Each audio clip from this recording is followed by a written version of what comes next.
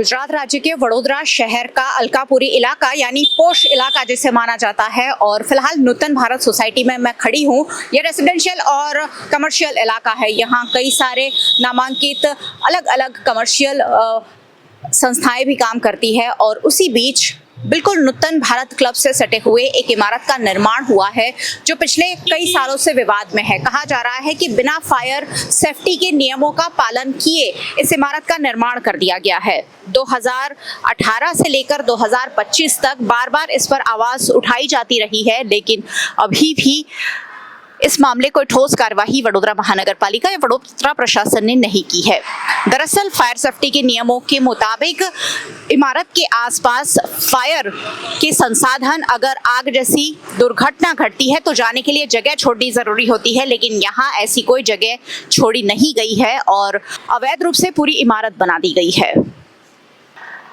आप देखिए, इमारत से बिल्कुल सटे हुए नूतन भारत क्लब है जहाँ अमूमन 500,000 लोगों का गैदरिंग होता ही रहता है। ऐसे में यहाँ बिल्कुल जगह नहीं छोड़ी गई है कि कोई भी तरह की दुर्घटना घटे तो दमकल के दस्ते अंदर कैसे जाएंगे। हाल ही में राजकोट में जब टीआरपी जोन वाला मामला हुआ था और काफी लोगों की जान चली गई थी, उस वक्त हाईकोर्ट ने खास ये संज्ञान लेते हुए कहा था कि अगर फायर सेफ्टी के नियमों का उल्लंघन होता है तो उन इमारतों को रेगुलराइज नहीं किया जाना चाहिए। उसके बाद भी इस इमारत को रेगुलराइज कर दिया गया है और आने वाले कुछ वक्त में हो सकता है कि इसे कार्यरत कर दिया जाए। ऐसे में इमारत में रहने वाले लोगों की जान तो खतरे में है ही, आसपास के लोगों की जान भी खतरे में पड़ सकती है।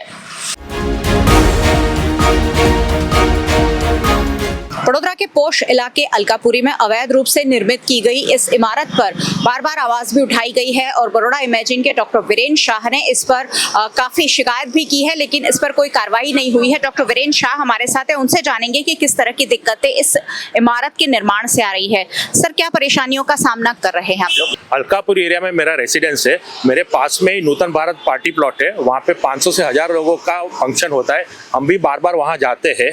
तो हम जहाँ गए तो हमने देखा कि उसके पास में 16 नूतन भारत सोसाइटी में एक बहुमंजिला building, high rise building commercial बन रहा है और वहाँ फायर सेफ्टी के हिसाब से उसके आसपास में जो और अराउंड मार्जिन होना चाहिए 3 मीटर का, जिससे फायर फाइटर आसपास घूम सके, वो नहीं है। इसलिए 2020 में हमने इस बात के बारे में कॉरपोरेशन को लिखित में 2-3 बार अर्जी दिया था 2020 में।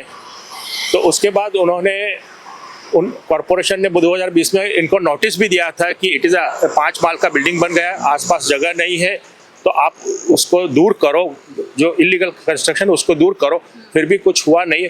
उसके बाद में हमने बार बार उनको एप्लीकेशन किया। 2020-21 हमने उनको फायर एक्ट की जोगवाई, जीडीसीआर के नियम, साथ में जगह के फोटो सब कुछ भेजे, फिर भी उन्होंने कुछ किया नहीं और हमको बार बार बुलाकर आश्वासन दिए उनको, और सामने वाले जो बिल्डर है उनको बार बार नोटिस दिया, लेकिन आज तक कोई एक्शन हुआ नहीं है। उसके बाद में उन्होंने गुरुड़ा के एक्ट में इनको रेगुलराइज नहीं हो सकता है, फिर भी रेगुलराइज करवा लिया है। हमने गुरुड़ा एक्ट की कलम सेक्शन 8 के हिसाब से, 8(3) के हिसाब से, जहाँ पे भी फायर सेफ्टी से कंसिस्टेंट नहीं है वो बिल्डिंग गुरुड़ा में भी, इम्पैक्ट एक्ट में भी रेगुलराइज नहीं हो सकता है। गुरुड़ा एक्ट 2000 में, गुरुड़ा एक्ट में ये लिखा है कलम सेक्शन 8(3) में कि if the construction, illegal construction is not consistent with fire safety act 2013, तो उसको रेगुलराइज नहीं किया जा सकता है। हमने इसके बारे में उनको रेगुलराइज करने से पहले भी ये बात बताया था। उनके बाद में कोर्ट में भी बोला था कि ये गलत हो रहा है, फिर भी कॉरपोरेशन ने ये अनदेखी करके जो फायर सेफ्टी एक्ट के अगेंस्ट में जो बिल्डिंग है उसको रेगुलराइज किया है। और उसके बारे में हमने कमिश्नर को भी बार बार मिले हैं, उन्होंने आश्वासन दिया है कि ये गलत है, हम ठीक करेंगे, लेकिन आज तक ठीक नहीं किया है और हमको जस्ट आश्वासन ही दिया है और कुछ कार्रवाई आज तक हुई नहीं है। सर, वडोदरा महानगर पालिका के अलावा कहाँ कहाँ आपने इस बारे में शिकायत की है? इसके बारे में हमने अर्बन सेक्रेटरी को भी लिखा हुआ है और ये गलत का तरीके से ये रेगुलराइज परमिशन देने के लिए एंटी करप्शन ब्यूरो और गुजरात विजिलेंस कमीशन को भी लिखा है। और क्या फायर ब्रिगेड डिपार्टमेंट के लोगों से भी आपकी कोई बात हुई है? फायर ब्रिगेड डिपार्टमेंट में वहाँ पे हमने इसके बारे में लिखा था, तो उन्होंने इलीगली एक्ट करके हमको 19/6/2023 को कागज लिखा कि ये लेटर मिलने के 3 दिन में आपको जवाब देना है कि आपको क्या दिक्कत है। हमने ये लेटर हमको 22/6/2023 को मिला था। हमने 24 6/2023 को उसका जवाब दिया, लेकिन उसके पहले ही उन्होंने फायर एनओसी उसको इश्यू कर दिया। यानी हमको बुलाकर जो नेचुरल एक्ट ऑफ जस्टिस बोलते हैं कि आपको बुलाओ, दोनों बात लोगों को सुनो और बाद में आप निर्णय लो, तो उन्होंने वन साइडेड निर्णय लिया, वो भी कायदे के अगेंस्ट है और उसको रिवोक करके उनको कैंसिल करना चाहिए। That order should be cancelled which is not given us the hearing opportunity also.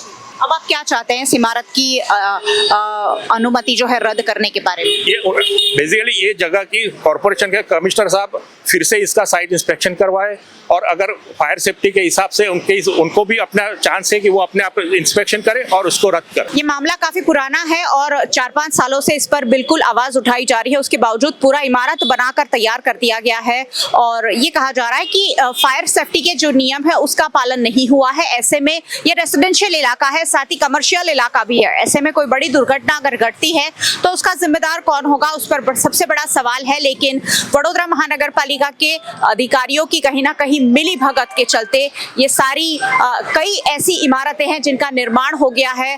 कहीं ना कहीं वडोदरा महानगर पालिका के अधिकारियों की मिली भगत से इस तरह की इमारतों का निर्माण धड़ल्ले से हो जाता है और उस पर कोई कार्यवाही भी नहीं होती है। ऐसे में वडोदरा के नागरिकों की जान कहीं ना कहीं खतरे में है। ऐसे में इस तरह की जब भी शिकायतें आती हैं उस पर ठोस कार्यवाही होना जरूरी है। सहयोगी भरत राजपूत के साथ मयूरिका, VNM टीवी के लिए।